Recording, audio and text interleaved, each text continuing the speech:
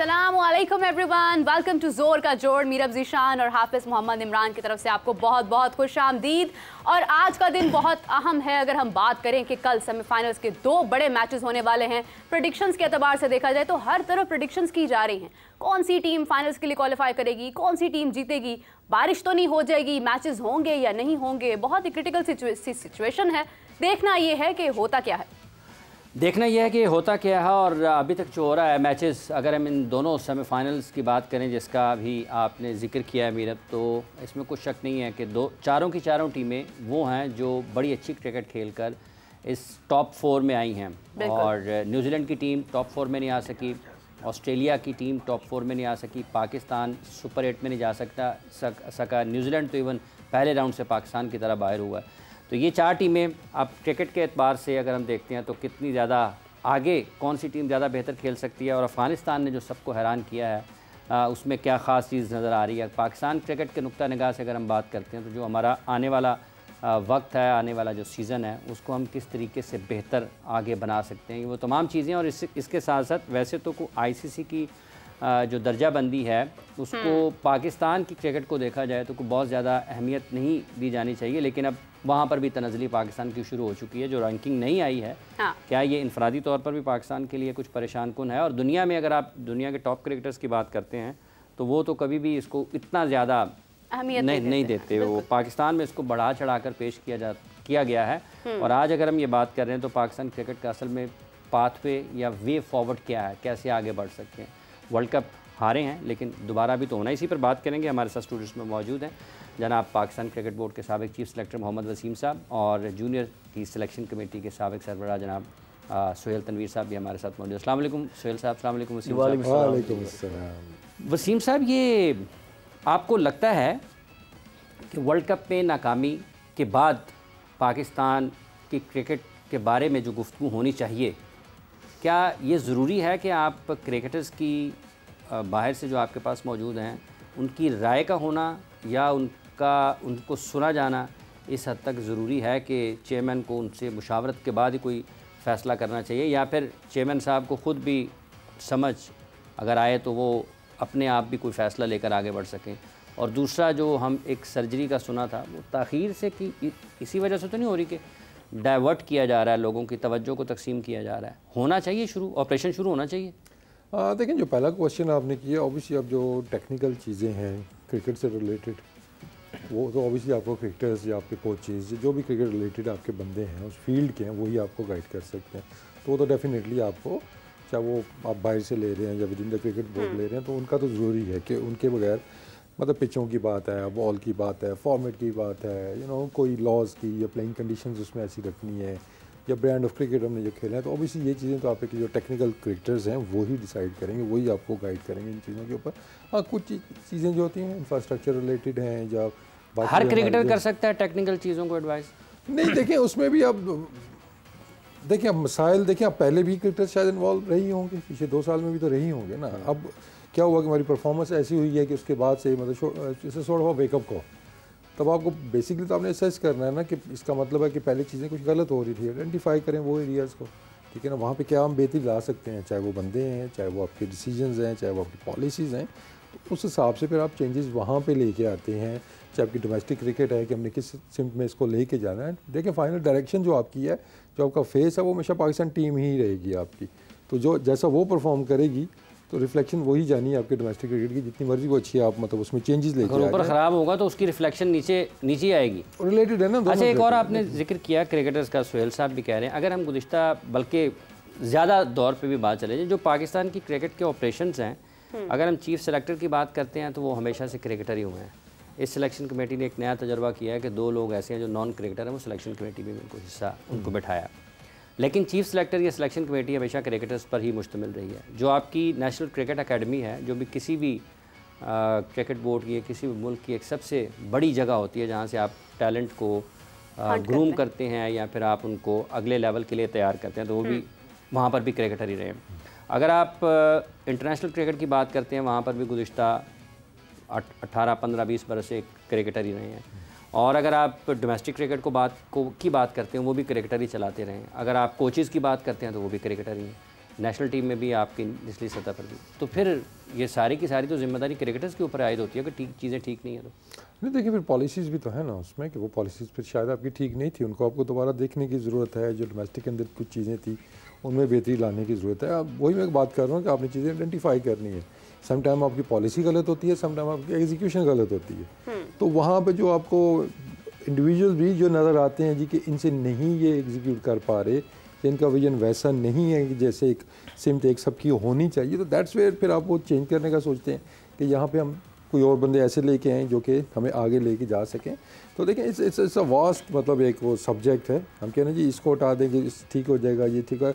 जो चीज़ें जो हैं वो तो रहनी है कि आपकी सिलेक्शन ज़ाहिर है आपके कोचेज़ नहीं करनी है। अगर वो आते भी हैं बीच में, जो एज एनालिस्ट आते हैं, वो स्पोर्ट के लिए आते हैं, they will only provide you data. अच्छा, एक और पता करना की मानना चाहूँगा, वही क्रिकेटर्स जो सिलेक्शन कमेटी का हिस्सा हैं, अगर आप उनको किसी और डिबेट में शामिल करें और उनको ये बताएं कि पैनल में एक नॉन क्रिकेटर भी बैठा होगा, तो वो तो अगली बात सुने बगैर ही उठ जाएंगे।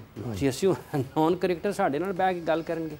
तो सिलेक्शन कमेटी में आपको कोई एतराज़ नहीं है, जो कि सबसे हसास और सबसे अहम मामला है। देखिए, एक तो एक्सेप्टेंस आपकी ना हर लेवल पे आपके होनी चाहिए। रिस्पेक्ट एक जो होती है ना, मतलब ये ऑब्वियसली हमने मीडिया पे काम किया है, सुहेल ने भी जस्ट स्टार्टेड नाउ, तो वहाँ पे आपके सामने बैठे होंगे होस्ट, बैठे होंगे एनालिस्ट, साथ में ऐसे भी बैठे होंगे जो क्रिकेटर नहीं होंगे, but they are renowned analyst. मतलब वो तो ये भी कहते हैं ना, एक टेस्ट मैच खेले वसीम साहब, इनके तो 10 टेस्ट मैच है, मेरे 100। ये देखें, हाँ हमारा ये कॉम्प्लेक्स है, मैंने देखा हुआ है, मैं खुद भी ये चीज़ फेस की हुई है कि हमारे बहुत सही बन के जब मेरी अपॉइंटमेंट हुई थी तो उस टाइम बड़े बड़े लेजेंड्स ने आपने कहा था कि वो उनकी सर्विसेज क्या हैं पाकिस्तान के लिए, मतलब इस हद तक वो चले जाते हैं। लेकिन ये हमारे ही मसाइल हैं थोड़े से। बाकी दुनिया में अगर आप देखते हैं तो उनके जो कोचेज़ हैं वो बहुत कम क्रिकेट जो फर्स्ट क्लास खेले हुए, टेस्ट खेले हुए भी नहीं है, वो आपको ऊपर आते हुए नज़र आ रहे हैं। इंडिया के बैटिंग कोच का किसी को पता भी ना होगा कौन है। हाँ, दो मैच शायद वो खेला हुआ है। अच्छा, जैसे आप सब बात कर रहे हैं अभी सिलेक्शन कमेटी का उन्होंने जिक्र किया है, सुहेल साहब आपको क्या लगता है कि वहाब रियाज पर बहुत बात हो रही है कि वो अगर वहाँ पर मौजूद थे तो फैसले निस्बतन बेहतर हो सकते थे, वहाब रियाज पर सारा मलबा डाला जा रहा है या सिलेक्शन कमेटी की बात हो रही है? खिलाड़ियों की अपनी भी तो जिम्मेदारी है कि उनको भी कोई परफॉर्मेंस वहाँ पर देनी है, किसी ने उनका हाथ रोका तो नहीं है स्कोर करने से? नहीं देखिए, ये तो खैर काफ़ी हमने बात इसके ऊपर कर ली है कि इसमें किसी को भी आप वो स्पेयर नहीं कर सकते। दे आर इक्वली अकाउंटेबल और रिस्पॉन्सिबल। जो भी बुरी परफॉर्मेंस हुई फ्रॉम टॉप टू बॉटम, वो चाहे एक प्लेयर से लेके आप कोच कैप्टन तक जाएं या सिलेक्शन कमेटी आए, even board, everybody is responsible. और सबको अपने आप को, मैं नहीं कह रहा या मेरा नहीं ख्याल कि हमारा यहाँ पे हमने ये मोटिव रखा है कि जी सबको निकाल दें, ऐसे नहीं होता। आप एनालिसिस करते हैं कि यार हमने क्या क्या गलतियां की हैं, फिर उन गलतियों को बेहतर करने की कोशिश करते हैं। लाजमी चेहरे बदलने से कुछ नहीं होता। आप किसी को लेके आते हैं, गिव देम सर्टेन टाइम, एक टाइम के बाद आप चीज़ें चेंज, 2-4 महीने में किसी के पास भी कोई वो आपको घोल के कुछ भी नहीं पिला सकता।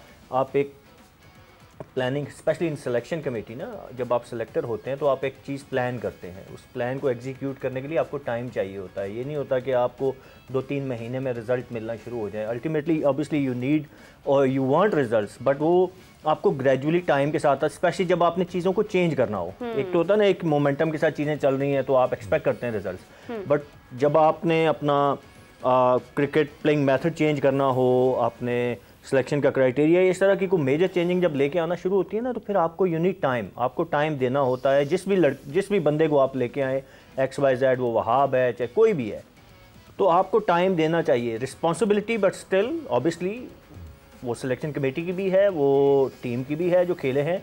Every individual who has participated not only in the ground, जो भी इस पूरे इवेंट में शामिल था, उस दे आर इक्वली रिस्पॉन्सिबल। बिल्कुल आपने सही कहा। आगे बात हो रही, देखें जो सब जिम्मेदार हैं उसको जिम्मेदारी लेनी चाहिए। जिम्मेदार कैसे आप किसी को बना सकते हैं, इस पर अगर हम मज़ीद बात करें, लेकिन अगर उससे पहले एक वक्फा ले लें, वक्फा लेते हैं, वक्फे के बाद आते हैं और फिर ये जो स्ट्रक्चर है, ये जो ढांचा है पाकिस्तान क्रिकेट का और ये जो पॉलिसी है, इस पर हम मज़ीद बात करें।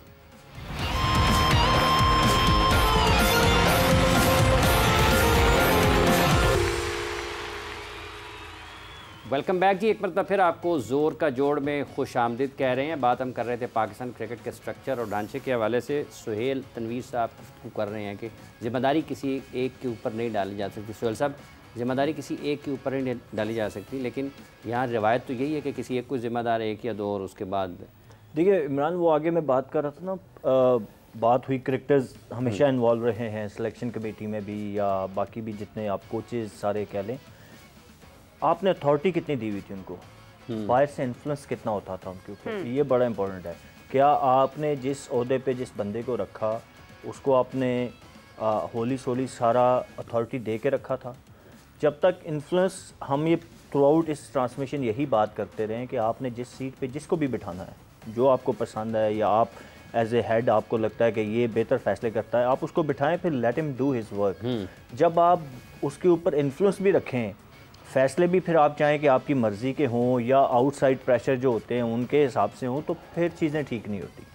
तो मसला सारा ये है, ऑब्वियसली बैठेंगे क्रिकेटर ही, और दूसरा फिर ये देखें कि आपने क्रिकेट खेलना एक डिफरेंट चीज़ है, फिर जब आप पार्ट ऑफ मैनेजमेंट होते हैं या कोचिंग में इवन आते हैं लेट्स सपोज, तो लाजमी नहीं, हमने बड़ी एग्जांपल देखी हैं, बड़े ग्रेट क्रिकेटर्स गुजरे जिनकी वर्ल्ड क्रिकेट के लिए बड़ी कंट्रीब्यूशन रही, अपनी कंट्री के लिए बड़ी कंट्रीब्यूशन रही, बट वो इतने अच्छे कोचेज़ बन के नहीं सामने आए। ठीक है, तो लाजमी नहीं होता कि आपने, हो सकता है कि आपकी चॉइस गलत हो, जिन लोगों को आपने लगाया वो क्रिकेट हमारी अगर फैसले बेहतर नहीं हो सकते, तो इट डजंट मीन कि अब आपने क्रिकेटर को हटा के तो कोई एडमिनिस्ट्रेटर वहाँ पे बिठा देना है। बैठना उस जगह पे डिसीजन मेकर क्रिकेटर ही होना चाहिए। इट्स योर चॉइस कि आपने बंदे को पहले परखना भी तो है ना, कि उसमें देखिए playing abilities are different, but selection हो गई या इवन आप कह लें कि जो कोचिंग है दैट इज़ टोटली डिफरेंट। लाजमी नहीं कि जिसने 20,000 रन्स किए होंगे वही अच्छा कोच होगा। समटाइम हमने देखे कई जिन्होंने इंटरनेशनल क्रिकेट बिल्कुल खेली भी नहीं या खेली तो बहुत थोड़ी खेली, but they become successful coaches. ठीक है, तो आपकी ये एज ए एडमिनिस्ट्रेटर आपकी ये चॉइस अच्छी होनी चाहिए। आपको पता होना चाहिए कि जिस बंदे को आप लेके आ रहे हैं कि वो whether is good enough, he has that vision जो आप चाहते हैं, जो आप विजन रखते हैं वो उसको मैच कर रहा है, उसको इम्प्लीमेंट करने की उसके अंदर सलाहियत है कि नहीं, सलाहियत है ये नहीं। ठीक है वसीम साहब, अगर हम बात जिस तरह सलाहियत की कर रहे हैं, आपने भी देखा कि टूर्नामेंट में बड़े ऐसे फैसले भी हुए जो एक्सपेक्ट नहीं किए जा रहे थे। अगर हम इब्रार के साथ गए तो हमने इब्रार को मतलब मौका ही नहीं दिया कि वो परफॉर्म कर पाते। बेजा मौके जो हैं वो शादाब को भी दिए गए हैं। सलमान भट्ट साहब भी कह रहे थे कि उसामा मीर को हमने इग्नोर किया, नज़रअंदाज किया, हमने उस्मान कादिर को मौका नहीं दिया। तो ऐसी ये क्या वजह है कि हम बार बार गलतियों पे गलतियां करते जाते हैं? देखिए, जो जिसको पसंद होता है उसको प्रमोट उसकी बात करता है, बिल्कुल। वो तो इसमें भी देख रहे हैं आप। लेकिन बात ये है कि देखें कि उस्मान कादिर का नाम लिया, हाँ ना, कितों आ गया। तो देखिए बात ये है कि देखिए अच्छे बॉलर तो है ना, अभी ये बात हम कर रहे हैं, अच्छे सारे ही होते हैं ना, उसके बाद तो क्राइटेरिया भी आपने मीट करने हैं। और नो डाउट वो मतलब जितनी स्किल उसके पास है, पाकिस्तान में लेग स्पिनर और कोई नहीं है, उसके पास कंसिस्टेंसी चाहिए थी। कह रहे डोमेस्टिक मेहनत करे, अभी सबसे वो बेहतर बॉलर है हम लेग स्पिनर वेरिएशंस पर भी काम कर रहे हैं। तो दूसरा देखें, अभी जो बात सुहेल भी कर रहा था ना कि हम जब अकाउंटेबिलिटी तब करेंगे ना जब आपकी प्रोसीजर तो आप फॉलो करें ना। अब ये तो नहीं आप सब आए आप जरा सिलेक्शन कमेटी को चेयर कर लें, कल से आप ये टीम बना दें, महीने बाद हमारा वर्ल्ड कप है या कोच है गैरी को जिसने लिया कुछ दिन पहले लिया है, तो एक दिन पहले आप कोच को फ़ोन करें जी आपको हम हेड कोच लगा रहे हैं। हाँ। तो ये आगे आपका इवेंट आ रहा है, तो वो जादू की छड़ी तो कोई नहीं है। हाँ, बिल्कुल। चले आप अगर लगा भी दें आप कि प्रोसीजर होगा ना, आप बिठाते हैं जी ये हमारा स्ट्रक्चर ऑलरेडी है, यहाँ हम चीज़ें लैग कर रहे हैं, तो आपके पास इसका क्या सोल्यूशन है, आपका क्या विजन है, अगर आप एज ए कोच चाहते हैं आप क्या लेके आते हैं, तो वो प्रोसीजर फॉलो नहीं अभी किए जा रहे। देखिए मैं फिर मिसाल देता हूँ कि जब मानी साहब का दौर था, जब मैं हायर हुआ था नॉर्दर्न का कोच, तो 6 बंदों की कमेटी ने मेरा प्रॉपर एक इंटरव्यू किया था, 1 घंटे 2 घंटे का। अपना चीज़ें उन्होंने बताई, मेरे से विजन लिया, क्या देख रहे हैं, क्या प्लान्स हैं आपके, ये चीज़ें। इसी तरह जब सिलेक्शन में भी आया, इसी तरह उन्होंने पूरा एक प्रोटोकॉल उसका फॉलो किया। तो आप एक सॉर्ट ऑफ आपका एक एग्रीमेंट हो जाता है, ठीक है जी आपने ये बात की। उन्होंने आपको पहले बता तो नहीं दिया था कि हम आपको चीफ सेलेक्टर आपको लगा रहे हैं? हाँ नहीं, देखिए उसका ऐड शेड तो नहीं आता ना कि उस पर वो चल रहा है। हाँ, उसका ऐड आता है, कोचिंग का आता है, वो आया था, मैंने अप्लाई उस पर किया था। ठीक है, लेकिन वो आपको पता चल ही जाता है इंटरव्यू के दौरान। अच्छा, कुछ चीज़ आपको पता चल जाती है ऐसे। लेकिन एटलीस्ट जब आपको इस तरह की आपकी एक्सरसाइज, हाँ मतलब डिबेट भी नहीं बोलूँगा, एक डिस्कशन जब होती है ना, तो फिर आप 6 महीने बाद पूछेंगे ना, भाई आपने तो कहा था ये मेरी डायरेक्शन, आप इससे क्यों हट रहे हैं। ठीक है, तो आई थिंक हमें जो प्रोसीजर वो फॉलो करेंगे ना, उसके बाद वो नेक्स्ट स्टेप है जो सुहेल बात कर रहा है कि यार इसको टाइम दें, काम तो करने दें फिर इसको। लेकिन आपको पता ही नहीं आया आपने उससे काम लेना क्या है, जब उसको ये नहीं पता कि मैंने करना क्या है, तो फिर वो 6 महीने बाद जो ब्लैंक करेंगे ना आप, वो यही होगा कि अभी तो समझ नहीं आ रही है हमें ना।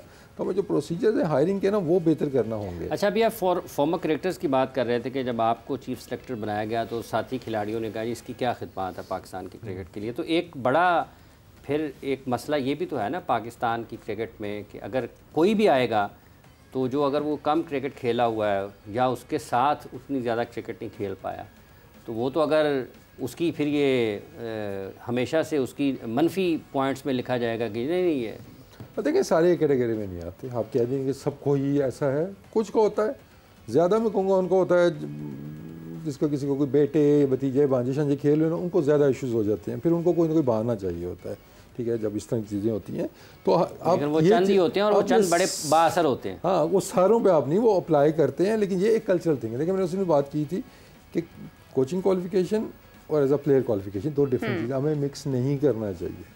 जब आप एज अ कोच किसी को मैं सुहेल को जज कर रहा हूँ तो इसके जो 400 मैच है ना वो इसकी सिलेक्शन का क्राइटेरिया नहीं है कि उसकी बेस पे इसको कोच रखना है। ठीक है, इसका कोचिंग एक्सपीरियंस क्या है, इसका विजन क्या है, आगे ये क्या करना चाह रहा है, कितनी एनर्जी है, मतलब जो भी है अपनी ना कुछ आप क्राइटेरियाज होते हैं, सर्टन आपकी क्वालिफिकेशन रखी है, आप वो देखते हैं। हाँ, वो ऐड वैल्यू होती है एक्स्ट्रा उसके साथ में जी, हाँ जी प्लेइंग एक्सपीरियंस इसका ज़्यादा है। मतलब लेट्स से कि जी अगर आपको एक लेवल 1 मतलब लेट्स से मैं वैसी बात कर रहा हूँ, एक लेवल 1 कोच है उसे 200 टेस्ट मैचेस खेले हुए हैं, वो दूसरा आपके पास लेवल 4 के कोच आ गया जिसने एक टेस्ट मैच खेला हुआ है, तो अब वहाँ पे वेटेज जो है ना आपके टेस्ट मैच को नहीं देंगे, टेस्ट मैच को नहीं देंगे। कहाँ दी जाती है दुनिया में, कहीं नहीं दी जाती है।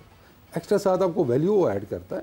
तो ये आप ये कल्चर हम डेवलप करेंगे इस तरह का with in the cricket board भी और बाहर क्रिकेटर्स भी, और मोस्टली क्रिकेटर्स को नहीं है ऐसा। लेकिन हम ये नहीं कह रहे जी कि हर बंदे को इतराज़ है, कुछ को होता है, वो फिर वो बात ऐसी आ जाती है कि शायद सारे ही ऐसे हैं, सारे ऐसे नहीं होते हैं। उनमें बहुत रिस्पेक्ट, मतलब मुझे बहुत रिस्पेक्ट मिली मेरे सीनियर की जानिब से जब मैं बना था चीफ सेलेक्टर भी, बड़े बड़े लेजेंड्स थे हमारे उसमें, बड़ी ने मुझे रिस्पेक्ट दी है। हाँ, कुछ की वजह से आप ये ना कि सबको वो नहीं था, लेकिन ये है कि हमें ये कल्चर एक डेवलप करना होगा। और कैसे होगा, जब आप हायरिंग जो आप मेरिट के ऊपर और प्रोसीजर्स को फॉलो करके करेंगे कि यार ये हम हायर कर रहे हैं, 2 साल 3 साल इसको देंगे, ये इसका विजन है, साल बाद इसको पूछेंगे जी हाँ जी हम कहाँ खड़े हैं, वो 3 साल प्लान में, साल के बाद आप चीज़ें देखते हैं जी, फिर दोबारा उस पर बैठते हैं हाँ जी हमारी डायरेक्शन सही है कि नहीं है। तो हमें ये प्रोसीजर ठीक करने की ज़रूरत है। कोई फिक्स कोई चीज़ नहीं है।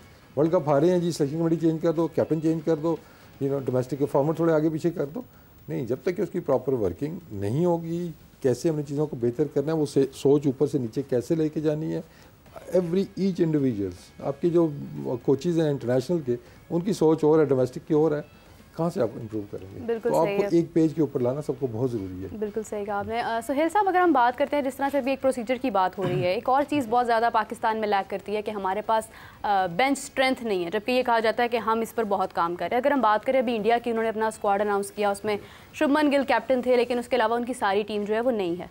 हम ऐसा नहीं करते हैं, हमारी हर फॉर्मेट की हर जगह पर हमारी वही टीम है, तो हम क्यों नहीं इस पर काम करते हैं कि हम भी एक अपनी टीम तैयार करें। न्यूजीलैंड की एक तीसरे दर्जे की टीम पाकिस्तान आई और पाकिस्तान को 2 मैचेस उन्होंने हरा दिए, तो हमारे पास क्यों इसकी रिप्लेसमेंट मौजूद नहीं है। देखिए, एक तो ये जो बना हुआ है ना, एक वैसे ही हवा बनाया उन्हें, बेंच स्ट्रेंथ है नहीं हमारे पास, बैकअप प्लेयर्स नहीं हमारे पास, और जब तक खेलेंगे नहीं आप यही कहते हैं कैसे पता चलेगा। एग्जैक्टली, मैं अभी भी कहता हूँ कि हमारी एक भी टीम बने, शाहीन्स की बने, उससे नीचे भी एक टीम बन जाए। ये जो न्यूजीलैंड की टीम आई थी या यूएसए की टीम है, इवन हमारी नेशनल टीम को वो टफ टाइम देंगे, वो हरा देंगे इनको, खेलने दें उनको मौका दें। आप टीम पर बात ये है ना कि आप आगे मैंने बात की अथॉरिटी की कि मैं अगर चीफ सेलेक्टर हूँ, मेरे पास कितनी अथॉरिटी है, या अगर है तो मैं उसको मनवाता कितनी हूँ। बिल्कुल सही। अगर मैं चीफ सेलेक्टर हूँ और मुझे लग रहा है कि जी न्यूजीलैंड की बी टीम या सी टीम जैसे आपने जिक्र किया, या मेरी टीम जिम्बाब्वे जा रही है, तो मुझे अपनी अथॉरिटी यूज़ करनी चाहिए कि यार नहीं, मैंने यंग लड़कों को भी ग्रूम करना है। ठीक है, रिजल्ट्स मैटर, मैं नहीं कह रहा कि आप पूरी की पूरी टीम नहीं भेज दें, आप मिक्स करके लड़कों को भेजते हैं, कुछ सीनियर्स को आप रेस्ट दे देते हैं, कुछ को भेज देते हैं, कुछ साथ जूनियर को बीच में ब्लेंड करके तो आप साथ भेज देते हैं।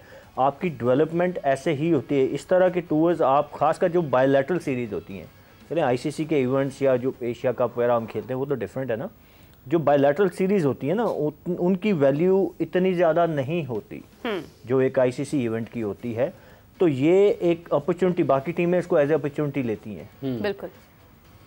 उनके प्लेयर्स नहीं कहते कि जी हमने अपने रिकॉर्ड्स भी बनाने हैं, हमने हर मैच खेलना है, फाइनेंशियल लॉस होगा। बोर्ड को स्ट्रांग होना चाहिए, देन वही बात सिलेक्शन कमेटी को स्ट्रांग होना चाहिए, कोच को स्ट्रांग होना चाहिए कि यार हमने डेवलपमेंट की तरफ भी देखना है। बिल्कुल। तो जब आप वो बात हम वही कर रहे हैं ना, विजन की, आपके पास विजन होगा, आपका ये माइंड होगा तो आप इम्प्लीमेंट करवाएंगे। दुनिया में कहीं नहीं होता आजकल में, आप देखें पहले होता था कि आपकी वही एक टीम जो है वही सर्टन प्लेयर्स खेलते रहते थे। आजकल में आप देखें कि हर टीम की दो उन्होंने स्ट्रेंथ अपनी बनाई हुई है। अगर कहीं पे आपको लगता है कि सीनियर्स को रेस्ट चाहिए, या आपको एक कंपैरेटिवली हल्का, जैसे जिम्बाब्वे विद ड्यू रिस्पेक्ट, या कोई हल्की टीम के खिलाफ आपकी सीरीज है, तो आप अपने लड़कों को चांसेस देते हैं। बेंच पे बैठे बैठे बेंच स्ट्रेंथ नहीं बनती, बिल्कुल वहाँ मसल बन सकते हैं कि बेंच पे बिठाए बिठाए उनके मसल बनवा दें आप। डेली बनेगी। स्ट्रेंथ तभी बनेगी जब वो ग्राउंड में खेलेंगे। तो खिलाना किसने है? वो कोच और कैप्टन ने और सिलेक्शन कमेटी ने है। तो आपको ये सारी एक इंटरकनेक्टेड चीज़ें हैं ना, एक दूसरे से कनेक्ट होती हैं। जितने भी रोल है ना, वो आप कैप्टन से लेके कोच से सिलेक्शन कमेटी से बोर्ड, ये सारे ऑन पेज होना, एक सेम पेज पे होना बहुत ज़रूरी है। जब ये होगा तो चीज़ें बहुत आसान हो जाएंगी, आपकी बेंच स्ट्रेंथ भी बनेगी, आपके लड़के ग्रूम भी होंगे, डेवलप भी होंगे, और आपको ये मुश्किलात नहीं आएंगी। बिल्कुल। वसीम साहब, ये जो अगर हम दुनिया की तमाम बड़ी टीमों का जायज़ा लेते हैं, मतलब इंग्लैंड को देख लें, उनका जो ओपनिंग पेयर है, अगर हम इंडिया को देख लें जो उनका ओपनिंग पेयर है, या हम किसी भी और अच्छी टीम को, साउथ अफ्रीका को देख लें जो उनका ओपनिंग पेयर है, यहाँ पर आपको लगता है कि कोई ज़ाती खिलाड़ी का कुछ ज़ाती हदफ है, उसको वो महफूज करने के लिए, उसको बरकरार रखने के लिए कहीं ना कहीं कुछ और चीज़ करते हुए, कॉम्प्रोमाइज़ करते हुए नज़र आता है? अगर जॉस बटलर को देखते हैं तो उन्होंने एक ओवर में जितने रन्स यूएसए के ख़िलाफ़ निकाले, फिर रोहित शर्मा को देखते हैं तो एक ओवर में उन्होंने मिचेल स्टार्क के ख़िलाफ़ कितने रन्स निकाले। तो आपको लगता है कि जो मॉडर्न डे क्रिकेट की बात होती है, तो ये इसमें आपको सबसे पहले बेगर्ज होना पड़ेगा कि आपको अपनी अना या अपनी ज़ात है उसकी नफ़ी करना पड़ेगी, फिर आप उस तरफ जा सकते हैं? ये तो देखें, आप महल्ले का मैच खेल रहे हो ना, ये सोच तो वहाँ पे भी होती है आपकी, टीम फर्स्ट। तो आप तो नेशनल टीम की बात कर रहे हैं, ये तो एक मतलब अनरिटन रूल है ना। एक तो ये तो टीम से आगे तो कोई नहीं है, टीम से बड़ा कोई नहीं है।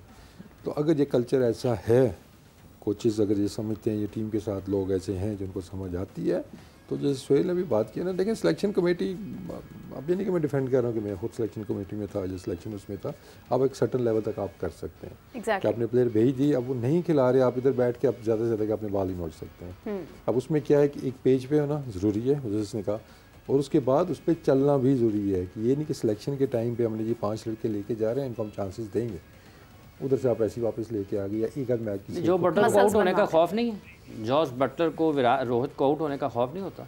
देखिए, अब जिसको खौफ आउट होने का होगा ना, वो नहीं चल सकता ना इंटरनेशनल क्रिकेट में। ये चीज़ें आपके सामने मिसाल आ रही है ना। अभी आज आईसीसी रैंकिंग आई थी, अभी मैं वही खोल रहा था अभी उसमें, कि नंबर 1 पे ट्रेविस हेड आ गए हैं, ठीक है ना, और उसके बाद सूर्या कुमार हैं, फिल सॉल्ट हैं, उसके बाद हमारे बाबर आजम और रिजवान हैं। इसमें 2 प्लेयर ऐसे हैं, एक हैं जी जसवाल और एक Brendon king.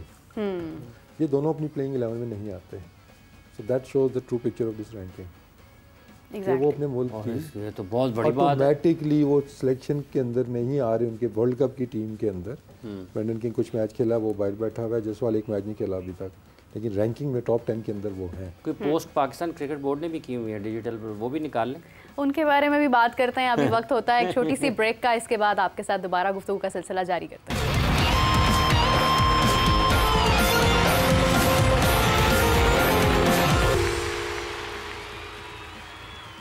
Welcome back everyone. Break पर जाने से पहले हम बात कर रहे थे बेंच स्ट्रेंथ की और ख़ास तौर पर रैंकिंग्स की। ये रैंकिंग्स की इंपॉर्टेंस बेसिकली कितनी है भी या नहीं है, इस हवाले से बात करते हैं। वसीम साहब, आप बात कर रहे थे इसके ऊपर। अगर हम देखें कि रैंकिंग्स की इतनी ही इंपॉर्टेंस होती तो हमें जो दूसरी टीम्स के टॉप प्लेयर्स परफॉर्म करते नजर आते हैं, अटैकिंग फॉर्म में नजर आते हैं, वो फिर ना आए, वो तो अपनी रैंकिंग्स के ऊपर काम करें, अपनी परफॉर्मेंस पर काम करें, आउट होने के खदशात ना हो उनको।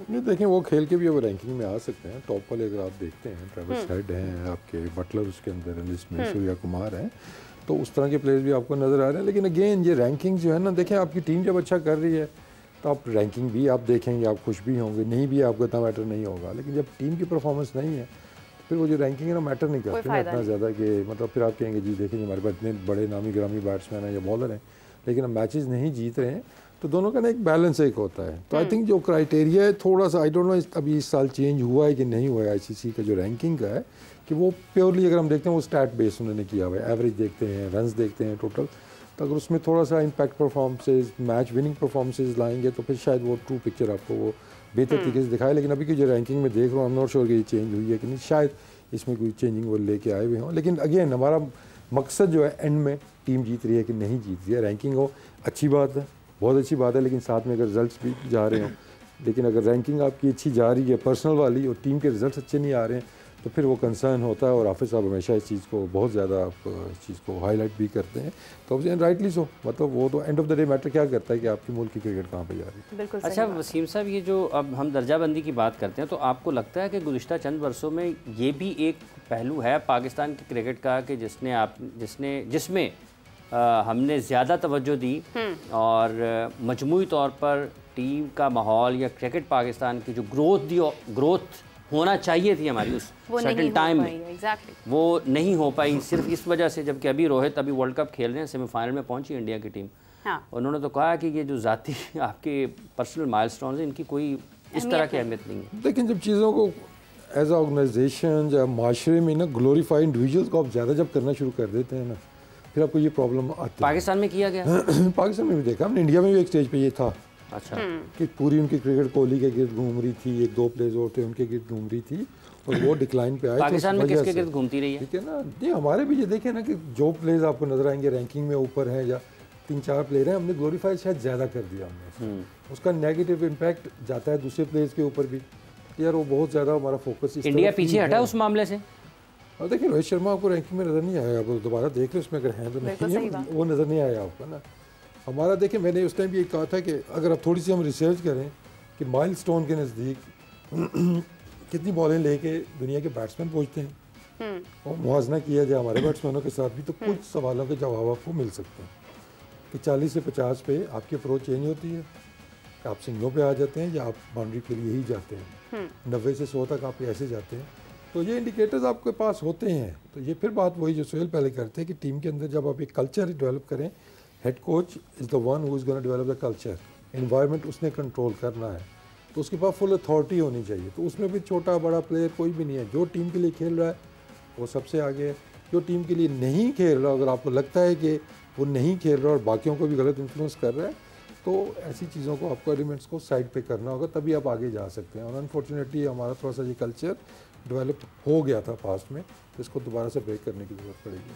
बिल्कुल सही है। सुहेल साहब, जिस तरह से बात हो रही है अभी रैंकिंग की, अगर हम अपने मुल्क की तरफ देखते हैं, हम बाबर आजम की बात करते हैं, आपने देखा कि वो भी थोड़ा डर के खेलते हैं, कॉन्फिडेंस नज़र नहीं आता। क्या उसकी वजह यही है कि मैं रैंकिंग्स में कहीं पीछे ना रह जाऊं, या सोशल मीडिया पर मेरे खिलाफ कैंपेन स्टार्ट हो जाएंगी, वो हमें अटैकिंग फॉर्म में नज़र नहीं आते हैं, बस एक डर नज़र आता है कि मैं आउट ना हो जाऊँ? क्या इज़ दैट द रीज़न? देखिए इसमें प्लेयर के पॉइंट ऑफ व्यू से अगर मैं देखूँ ना, तो आपको अभी हमने इस पे बात भी की रिसेंटली, जो ड्रेसिंग रूम में उन्होंने एक बात की कि जी मैं आउट हो गया तो आपसे 120 भी नहीं हुआ।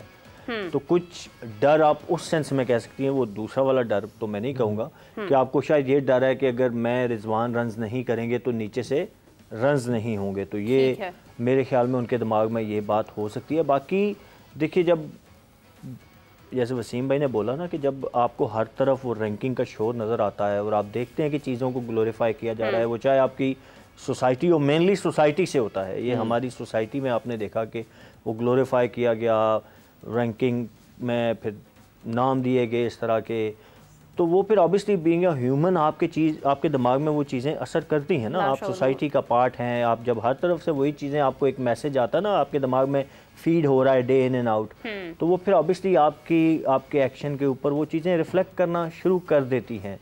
तो वो बात वही है कि आपको एक कल्चर डेवलप करना पड़ेगा, टीम कल्चर, आपको पूरी क्रिकेट, अपनी डोमेस्टिक क्रिकेट का एक कल्चर डेवलप करना पड़ेगा। आजकल की क्रिकेट सेल्फलेस क्रिकेट है, मतलब आपकी अपनी ज़ात उसमें नहीं आती। जैसे रोहित की इमरान ने अभी बात की कि उन्होंने जो स्टेटमेंट दी T20 क्रिकेट में स्पेशली, वहाँ पे तो भाई आप 99 पे भी खड़े हैं और अगर आपको मुंह में बॉल मिला है तो you have to hit it for 6, ठीक है, वो आजकल की क्रिकेट की डिमांड है ये। Team comes first. हाँ, अगर आपका 100 आप करें, ज़रूर करें, वो टीम को जितवाने में हेल्प कर रहा है तो फेयर इनफ, अच्छी बात है। आप माइलस्टोन्स अपने रखने चाहिए। मैं खुद इस चीज़ का हमेशा से खुद मैं अपने भी रखता था कि माइलस्टोन अगर मैं कोई टूर्नामेंट खेलने जाता था, आप बेशक वो अचीव कर सकें ना कर सकें, बट एक अपने लिए एक टारगेट, एक मंजिल आप अपने लिए सेट करते हैं, गोल सेट। प्रॉब्लम तब आता है जब आप उसको कंप्रोमाइज़ करना शुरू करते हैं टीम की परफॉर्मेंस के ऊपर। बिल्कुल सही बात कि टीम की परफॉर्मेंस हो ना हो, मेरा अपना पर्सनल गोल अचीव होना चाहिए, देन इट बिकम्स रॉन्ग। अगर आप टीम कम्स फर्स्ट देन आपका गोल है तो फेयर इनफ, ठीक है। और वो देखें, अगर आप टीम के लिए खेल रहे हैं और अपना गोल भी अचीव कर रहे हैं तो वो ऑब्वियसली विनिंग कॉज का भी वो बन रहा होगा, टीम को जितवाने में आप रोल प्ले कर रहे होंगे। बट जब आप अपना रोल या अपना वो जो आपने एक मंजिल सेट की है, अपना एक जिसको आपने अचीव करना है गोल, उसको सामने रखेंगे और टीम को कंप्रोमाइज़ करना शुरू कर देंगे, वो चाहे रिजल्ट्स हैं या मैं बैटिंग की बात करूं, बॉलिंग की बात करूं, मैं अपनी विकेटें लेने के लिए मैं कहूं जी मुझे मार पड़ रही है, कोई बात नहीं, मैं 40 रन दे के 3 विकेटें ले लूं, बिल्कुल सही तो बात। वो गलत है। मैंने हमेशा अपना हर टूर्नामेंट जो मैं खेला, मैं गोल सेट करता था। अचीव हर उसमें नहीं होता, आप हर टूर्नामेंट के बेस्ट बॉलर नहीं बनते, ना बेस्ट बैट्समैन बनते हैं, बट एटलीस्ट आपकी एक मंजिल होती है, उसकी तरफ आप कोशिश करते हैं। प्रॉब्लम सिर्फ यही है कि वो मंजिल आपकी जो है ना, वो आपकी टीम को हर्ट ना करे, दैट्स द प्रॉब्लम। अच्छा वसीम साहब, अभी चूंकि ज़ाती कारकर्दगी के हवाले से बात हो रही है ना, ये ख़राबी कहाँ से शुरू हुई आपके ख्याल में पाकिस्तान के क्रिकेट में? अगर हम थोड़ा पीछे चले जाते हैं, जब 90s में या उससे पहले की, मतलब पाकिस्तान के लिए जो जारहाना अंदाज से उस वक्त टीम में खेला करते थे, वो सईद अनवर साहब खेला करते थे, वो तो 94 में भी छक्का लगा देते थे, 96 में भी चौका लगा देते थे, तो उनके सामने भी 100 होता था ना उस वक्त, ठीक है। ये कहाँ से, किस वक्त से आपको लगता है कि ये वाली चीज़ ज़्यादा शुरू हुई है कि वो रुक जाएं या अपनी कारकर्दगी या अपने 100 को देखना शुरू कर दें? देखिए, अगर आप लेट 90s या अर्ली 2000 की भी बात करते हैं ना, उस टाइम डिफरेंट क्रिकेट है, उसमें टाइम 50 ओवर के मैच थे। अगर हम वाइट बॉल की बात करते हैं तो 250 पे आप मैच जीतते थे, 230 के ऊपर आप मैच जीतते होते थे। तो उसमें तो आप कह सकते हैं गेम की डिमांड ही यही थी कि 120 बॉलों पे अगर किसी ने 70 करके मैच जिताया या 100 बॉलों पे 60 किया, मैच आप जीते हुए हैं, तो क्राइटेरिया आपका मैच विनिंग है, क्राइटेरिया मैच विनिंग है। अब उसमें स्ट्राइक रेट 70 रिक्वायर्ड है, 60 रिक्वायर्ड है या 150 रिक्वायर्ड है, वो आपने मीट करना है। लेकिन फिर बाबर और रिजवान की ओपनिंग पेयर पे भी तो पाकिस्तान मैच जीता है ना, अगर ये एक उसका क्राइटेरिया है तो।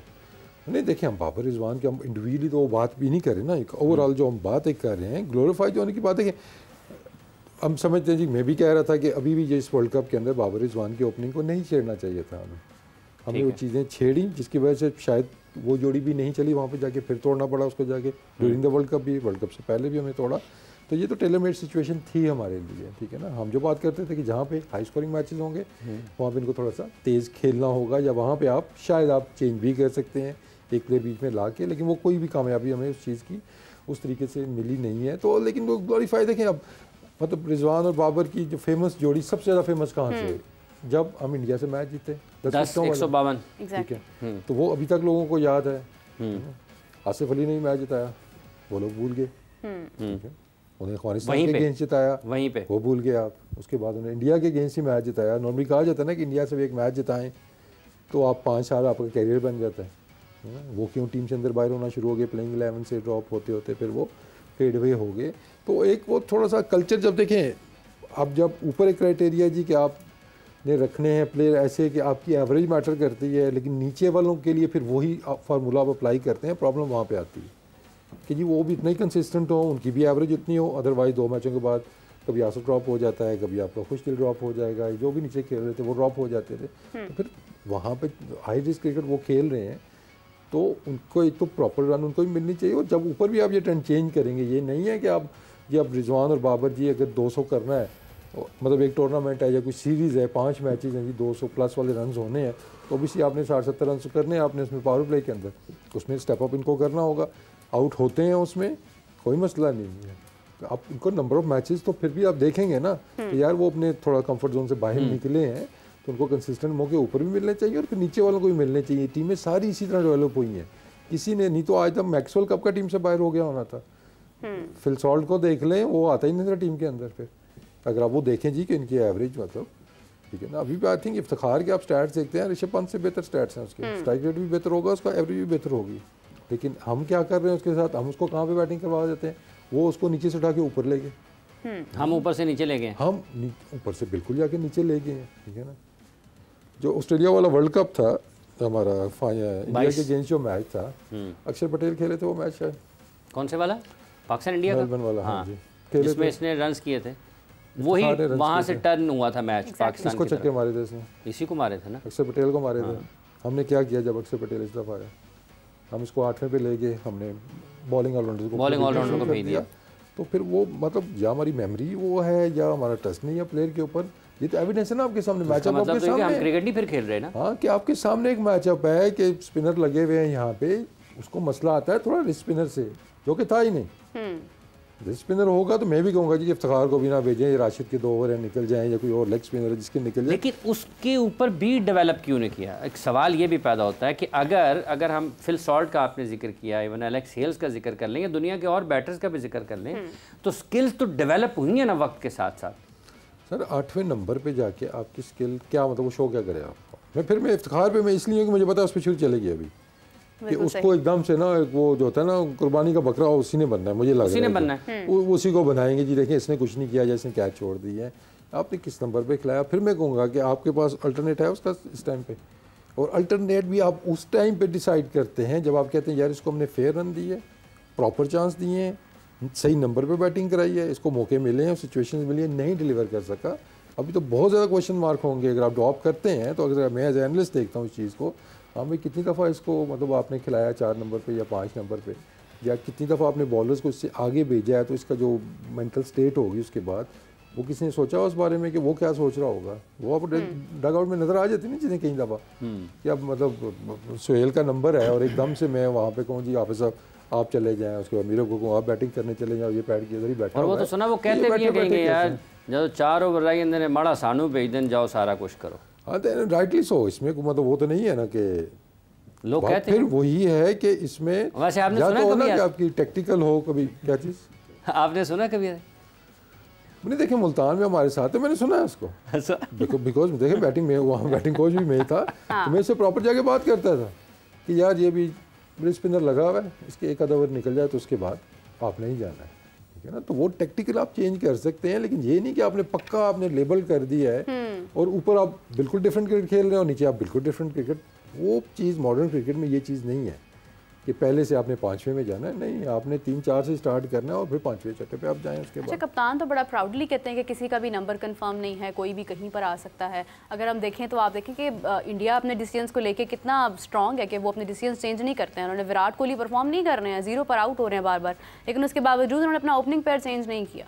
तो that shows the decisions, the strong decisions I guess. देखिए वो जब एक आप सेट टीम लेके जाते हैं, उनको पता था ना वर्ल्ड कप से पहले कि दोनों कपों को हमने खिलाना है, विराट को हमने खिलाना है, और उस पर स्टिक किया उन्होंने अभी तक। हालांकि मेरे ख्याल में उनको वरी होगी अब थोड़ी सी, लेकिन मुझे लगता नहीं है वो चेंज करेंगे। लेकिन विराट भी ऑल नो के जितना प्लेयर है, आप एक नॉकआउट मैच में ऐसी इनिंग्स खेल रहा कि वो सारा कवर हो जाएगा, लेकिन एज लॉन्ग यूर विनिंग ना, आपको सारी चीज़ें ठीक लगती हैं। जब हारने के बाद ही तो सारे आपके प्रॉब्लम्स हाईलाइट शुरू होना हो जाए, और वहाँ पे आता है कि आप अपनी पॉलिसी बताएं कि ये हमारी सोच थी।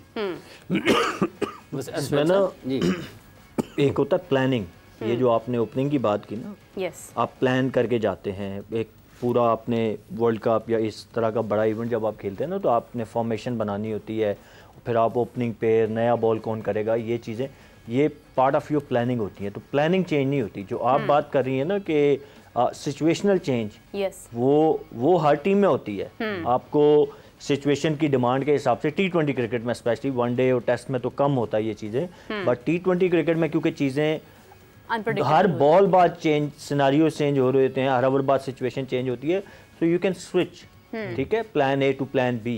बट ये जो ओपनिंग पेयर की आप बात कर रही है ना, ये तो एक पूरा प्लान होता है। ओपनर्स आपने कभी चेंज होते नहीं देखे होंगे। नहीं, मैंने अपनी टीम में भी देखे हैं बाबर की जगह साई मार रहे हैं। मैं वही कह रहा हूँ, देख के ड्यूरिंग द इवेंट जो है ना, ड्यूरिंग द इवेंट आपने एक प्लान जो पूरे साल का किया होता है, उसको पूरे साल का एक प्लान किया होता है और एक ब्रेक आ गई। ब्रेक ले रहे हैं जी, वक्फा लेते हैं, वक्फे के बाद आएंगे और फिर यहीं से गुफ्तगू के सिलसिले को आगे बढ़ाएंगे।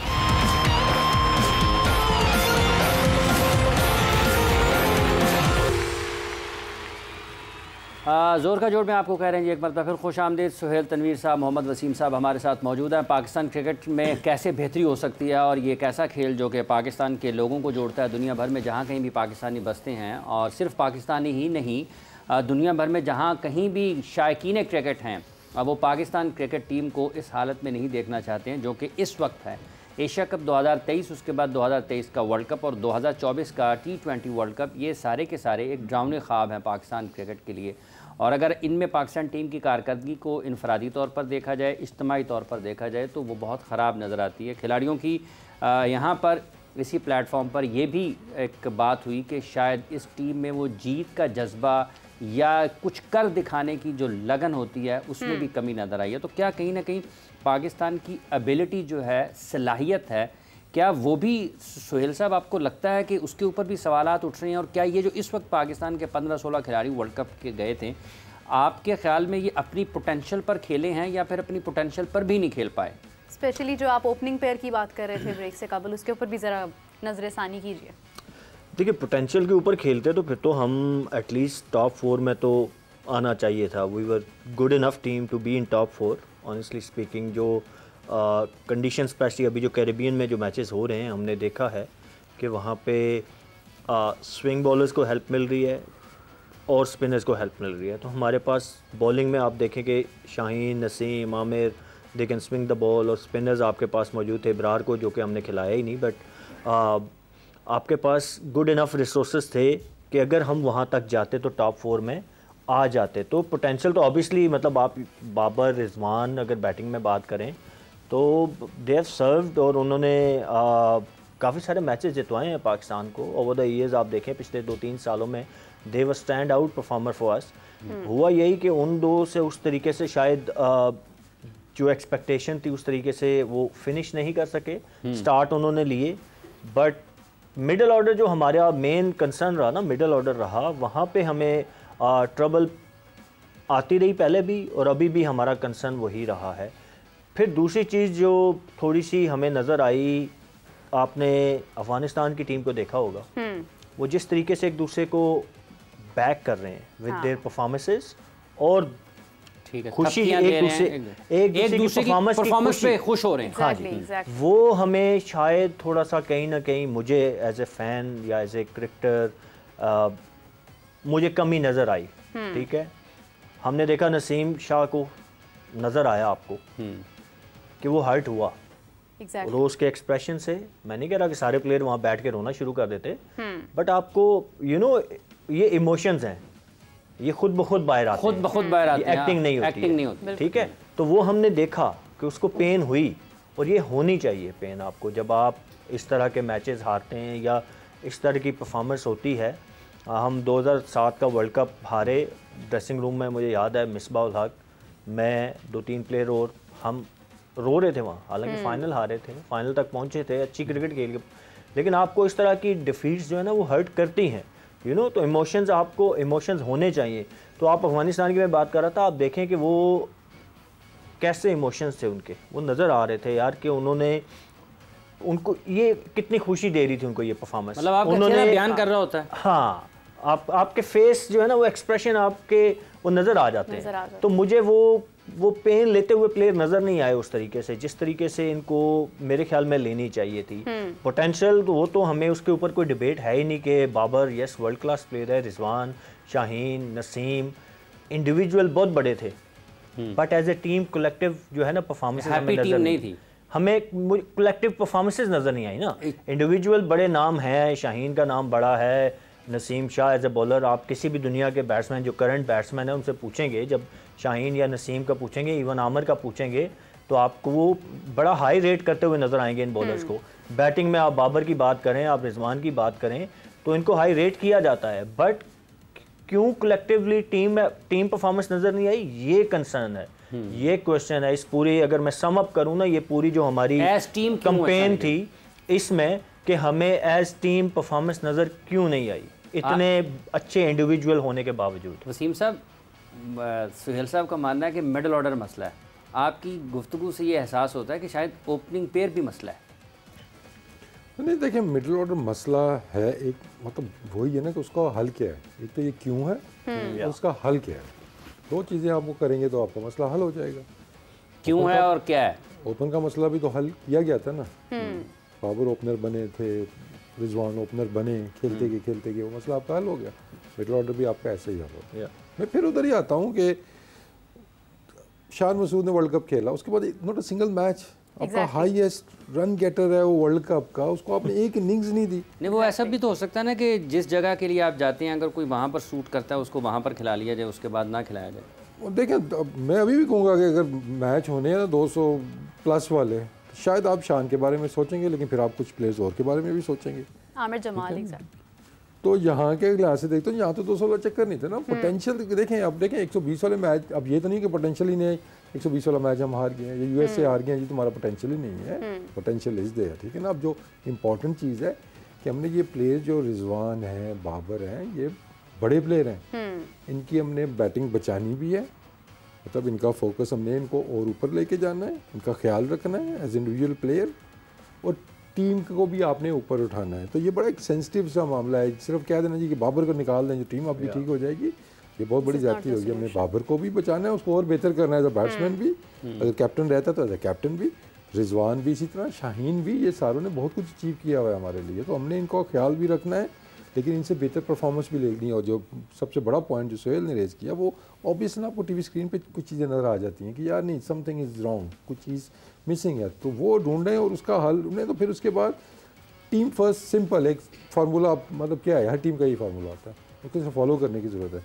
टीम फर्स्ट के ऊपर आपके सारे मसले हल हो जाते हैं। फिर उसके अंदर आप कोई नहीं देखते छोटा कौन है, बड़ा कौन है, सबका गोल जब एक होगा तो ये मसले आपके हल हो जाते हैं। वहाँ पे आपको राशिद खान भी उतना ही खुश नज़र आ रहा था जितना उनका कोई नूर अहमद जो नया बच्चा है वो भी इतना नज़र आ रहा था। तो वो एक टीम आपको जल हुई नज़र आती है और ये हमने अचीव किया हुआ है, ठीक है ना।